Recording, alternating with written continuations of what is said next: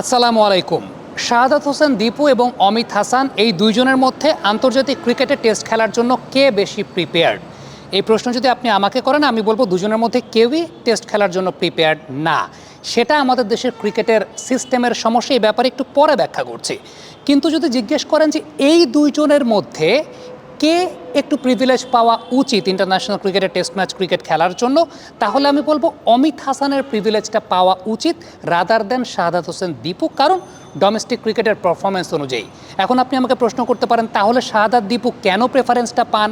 Preference তিনি এই কারণে পান, তিনি ক্রিকেট বোর্ডের আন্ডার-19 বা এজ লেভেল সিস্টেমের একটা অংশ ছিলেন, যে কারণে তার প্রতি ট্রাস্টটা সিলেক্টররা বেশি করেন। এখন আমি কেন অমিতের কথাটা বলছি, আমি যদি একটু আপনাদেরকে পরিসংখ্যানের আলোকে দেখাই, সর্বশেষ 3 বছরে বিসিএলের পরিসংখ্যানটা যদি একটু খেয়াল করে দেখি, সর্বশেষ 3 বছর বিসিএলে অমিত হাসান সর্বমোট 17টা ইনিংসে 750 রান করেছেন, 1737 বল ফেস করেছেন, 102 বল তিনি প্রতি ইনিংসে গড়ে মোকাবেলা করেছেন। দীপুর ক্ষেত্রে সেই জায়গাটা 12টা ইনিংসে 384 রান করেছেন 702 বল থেকে, 58.5 বল খেলেছেন প্রতি ইনিংসে। আমার কাছে এই সার্ভাইভাল রেশিওটা খুব ইম্পর্টেন্ট। অমিত হাসানের সার্ভাইভাল রেশিওটা হচ্ছে তিনি প্রত্যেকটা ইনিংসে 102 বল করে গড়ে খেলছেন। শাহাদাত দীপু এক একটা ইনিংসে তার সার্ভাইভাল রেশিওটা মাত্র 58 বল। এখন ডোমেস্টিক ক্রিকেটে যেই ব্যাটসম্যানের সার্ভাইভাল রেশিওটা 58 বল, আমি জানি দীপু অনেক ট্যালেন্টেড, তার প্রতিভার কোনো সন্দেহের জায়গা নাই, বাট ডোমেস্টিক ক্রিকেটে তার সার্ভাইভাল রেশিওটা মাত্র 58 ball. How can you expect international ক্রিকেটে গিয়ে ওই প্লেয়ারটা আপনাকে 100-150 বল খেলে দেবে?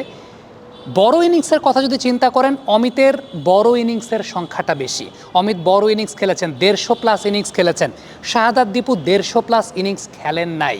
তার এই জায়গাটা একটা কমতির জায়গা আছে। হাউ ডু ইউ এক্সপেক্ট যে 30 রানে 4টা উইকেট পড়ে গেলে দীপু একটা বড় ইনিংস খেলবেন? এটা তার উপরও এক ধরনের জুলুম হয়ে যায়।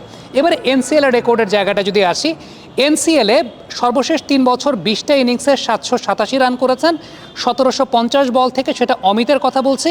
87.5 বল পার ইনিংস তিনি খেলেছেন। শাহাদাত দীপুর এনসিএলে সর্বশেষ 3 বছরে 15 ইনিংসে 391 রান 920 বল, 61.33 বলস পার ইনিংস। তাহলে এই জায়গাটাতেও অমিত প্রায় 88 বল খেলছেন প্রত্যেকটা ইনিংসে, শাহাদাত দীপু খেলছেন 61 বা 62টা বল। সুতরাং এই জায়গাটাতে আমি আসলে এনসিএলে লাস্ট 3 বছর যেহেতু ডিউক বলে খেলা হচ্ছে, আমি সার্ভাইভাল রেশিওটাকে অনেক গুরুত্বপূর্ণভাবে চিন্তা করি। রান করার চাইতেও সার্ভাইভাল রেশিওটা এক্ষেত্রে কেন এত গুরুত্বপূর্ণ? কারণ এনসিএলে আপনি যদি টপ স্কোরারদের তালিকা দেখেন, তাহলে দেখবেন এই গত বছরই মুমিনুল হক সবচেয়ে বেশি রান করেছেন, কিন্তু তার কোনো সেঞ্চুরি নাই। এখন ডিউক বলে সার্ভাইভ করাটা ব্যাটসম্যানদের জন্য আসলে খুব ডিফিকাল্ট হয়ে যাচ্ছে। সেই জায়গাটায় নাইম ইসলামকে আমরা দেখতে পেয়েছি যে আসলে অনেক সার্ভাইভাল রেশিও। একদম প্রথম যে ম্যাচটা ডিউক বলে খেলা হয়েছিল, সেই ম্যাচটাতেই মনে হয় 200-র উপর বল তিনি, আমি যদি ভুল না করে থাকি, 200-র উপর বল তিনি ক্রিজে সেটেল ছিলেন। কিন্তু ওই যে বললাম, আমাদের দেশে ক্রিকেটের প্রবলেমের জায়গা যে সেটা হচ্ছে এইজ লেভেলের সিস্টেমের প্লেয়াররা প্রেফারেন্সটা বেশি পান।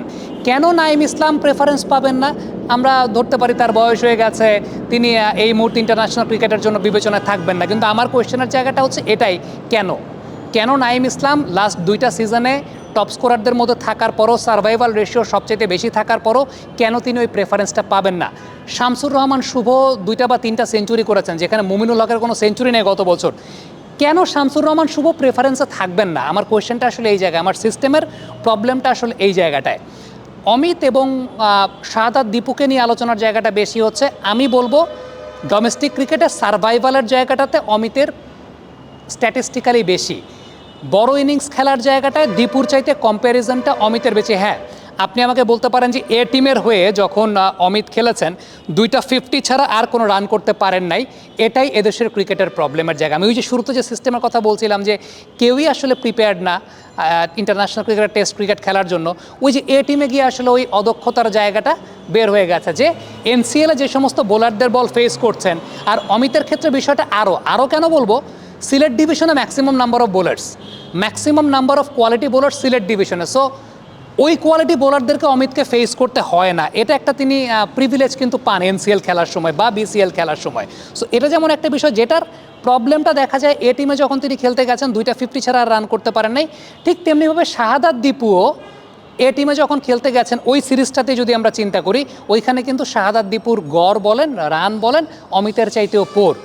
এই প্রবলেমটা কেন হয়? এই প্রবলেমটা এই কারণে হয়, আমাদের এখানে এনসিএলে যখন কোনো প্লেয়ার খেলতে আসে, ওই প্লেয়ারটা তখন এনসিএল খেলার জন্য প্রিপেয়ার থাকে না, বা ফার্স্ট ক্লাস ক্রিকেট খেলার জন্য প্রিপেয়ার থাকে না। কিন্তু আমাদের সিস্টেমটাই এরকম যেখানে খুব ইজিলি একটা এন্ট্রি হয়ে যায় প্লেয়ারের জন্য টুয়ার্ডস ফার্স্ট ক্লাস ক্রিকেট।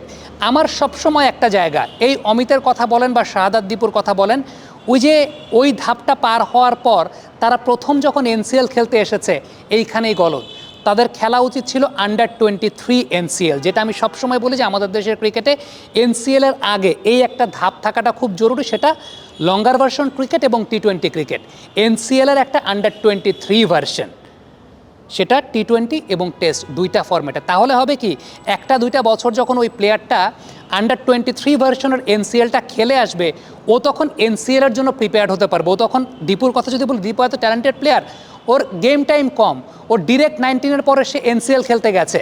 এর থেকে যদি ও 19-এর পরও আন্ডার-23 এনসিএল খেলতো 2 বছর, ওইখানে ওর ম্যাচের সংখ্যা বাড়তো, 6টা 12টা ম্যাচ খেলে আসতো, এর মধ্যে হয়তো বা একটা দুইটা 200+ ইনিংস খেলতো, দেন ও এনসিএলের জন্য প্রিপেয়ার্ড হতো আরও বেটার শেপে। এনসিএলে দেখা যেত একটা দুইটা 200ও মেরে দিত, যেটা আমাদের দেশে আসলে হয় না। এবং এই প্রবলেমটার জন্যই, টু বি ভেরি অনেস্ট, আপনি যদি আমাকে বলেন, অমিত বলেন, শাহাদাত দীপু বলেন, কাউকে আমার মনে হয় না যে ইন্টারন্যাশনাল টেস্ট ক্রিকেটের জন্য প্রিপেয়ার্ড।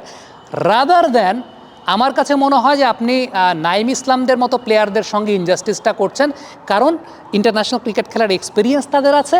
এবং ওই যেটা বললাম যে গত 2 বছরের, এই বছর নাইম ইসলাম খুব বেশি ফর্মে নেই, আসলে মোটিভেশন পাবেন কিভাবে?